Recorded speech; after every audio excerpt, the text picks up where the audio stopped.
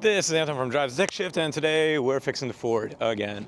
So what's bugging her today, and I don't know, this is going to be too narrow, but it's a coolant issue. So I was driving and I noticed a little bit in that I was overheating. I pulled over immediately, popped open my hood, took a look inside, and saw blaring in my face over a little bit to the right side, there was a coolant hose that popped off of the nozzle, which was really weird, but either way I could see moisture all around that area seeping downwards, and that was the only visible area that I saw that was outside of the norm. So today we're going to be getting at this hose. If you ever do have any heating issues, overheating that is, if it's not heating up enough, that's probably a thermostat issue, we'll just say that. But if you are overheating, pull over before you get to the critical level if you can, as safely as you can, and inspect your whole cooling system. Your radiator is going to be in the front. You have an expansion tank that goes to that radiator. You have some fans. If fans are not kicking in, that could be something else that's leading to overheating. Though, of course, if you see any moisture, start there. So let's jump into it. Hopefully this is helpful.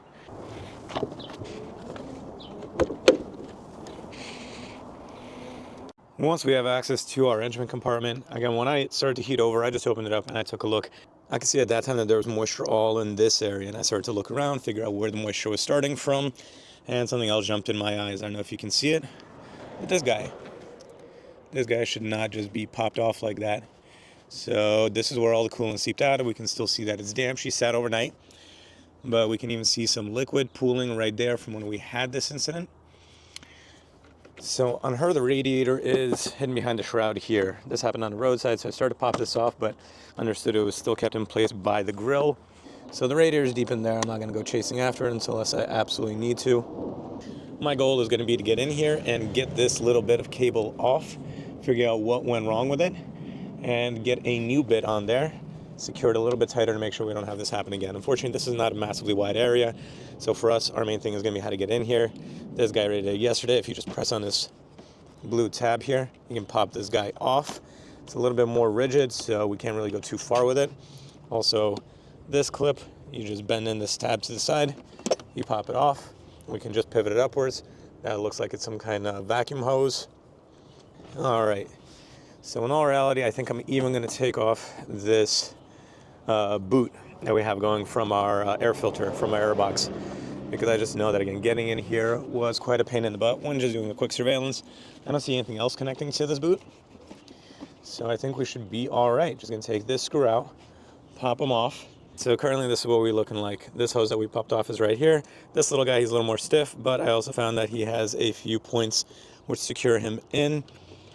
I popped one mounting bracket off back here, one mounting point off back here. Just gave me a little more flexibility for this guy. And there was also one more place. Oh, and I also had him connected here. So when I pop that off, I can move him to the side, and he also took this guy with him. This gives me a little more access. Now, if we just get some pliers on here, boom, we can pop them off. So upon doing research, I found this part.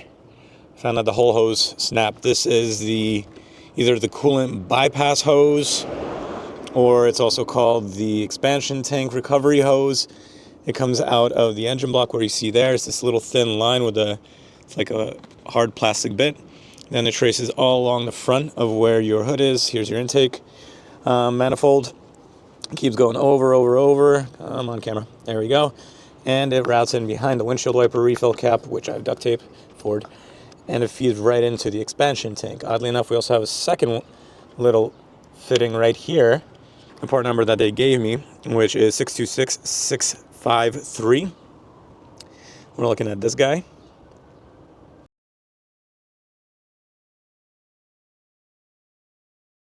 And my favorite moments, how to do work and not block off the camera.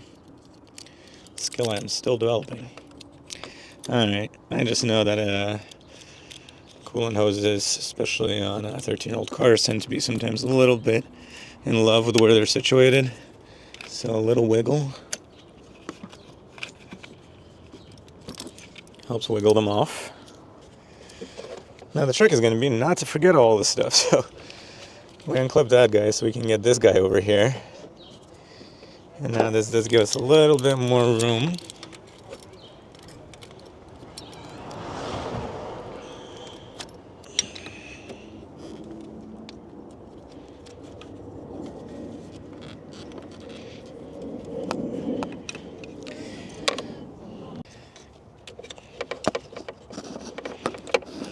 All right, there we go. And yes, this is what I was hoping not to see. This is the part that went on to this bugger, and it did break free, because when I saw it initially, I was like, oh, I'm just going to stick it in there deeper and reclamp it, which is not an option. We do need to get it replaced. When reading it, I read that this is a typical thing for Ford.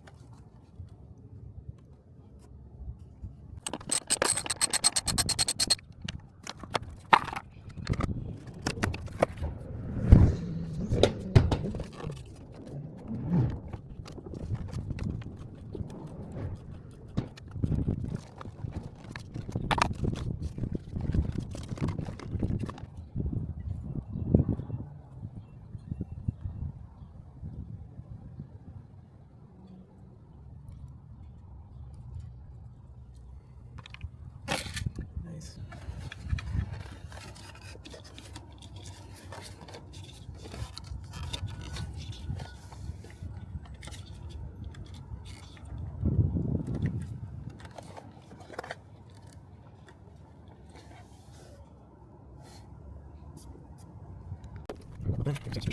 Let's see. Here we go.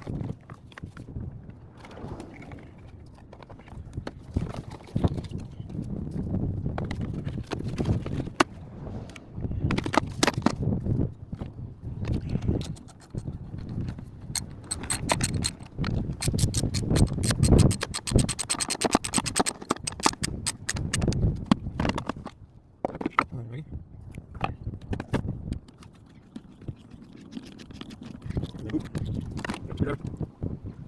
From the sensor.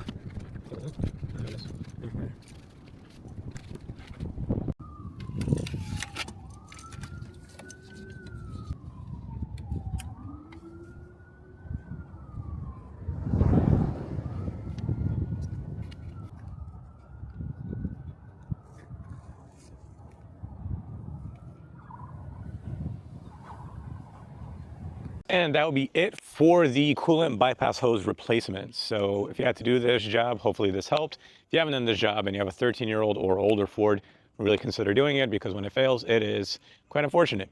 You start to leak out all your coolant at a very slow rate, so you may not notice it, especially if you're going down the freeway. And then you only find out when your engine temp starts going up, and hopefully you catch it at the right time. Now, one more fine thing, if you do this repair, you probably also need to do a coolant flush and refill. For me, This happened when I was driving in the city. I had to pull over, let it cool. I got some water from a nearby house, poured it into the expansion tank, and I made it home all right once the engine cooled down. But now to get the proper coolant concentration within the radiator and the cooling system, we're gonna do a full-on flush, and we're gonna fill it back up. So link to that video is gonna be down in the description of this video. Hopefully you find this helpful. Make sure to watch that if you have to do this. Stay safe on the road. See you for the next one.